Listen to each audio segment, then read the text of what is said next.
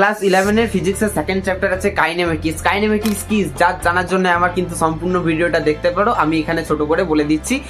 বিজ্ঞানের যে শাখায় গতি নিয়ে আলোচনা করা হয় তাকে আমরা বলবো কাইনেমেটিক্স। বিজ্ঞানের যে শাখায় মোশন অর্থাৎ গতি নিয়ে যেটা আলোচনা করা হয় তাকে আমরা বলবো কাইনেমেটিক্স। অর্থাৎ কি, এই দেখো এটা একটা পেন, এটা যদি এমনি এমনি করি তাহলে একটা গতি বরাবর এমনি এমনি আমি করছি, মানে এদিক ওদিক টু অ্যান্ড ফ্রো করছি।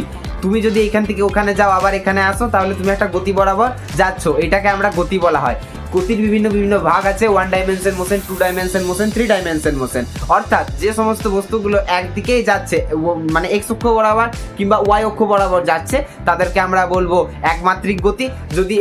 যদি কোনো বস্তু যদি দুটো মাত্রা নিয়ে যদি যাচ্ছে, মানে দুটো দিক বরাবর যাচ্ছে, তাহলে আমরা তাদের বলবো দ্বিমাত্রিক গতি।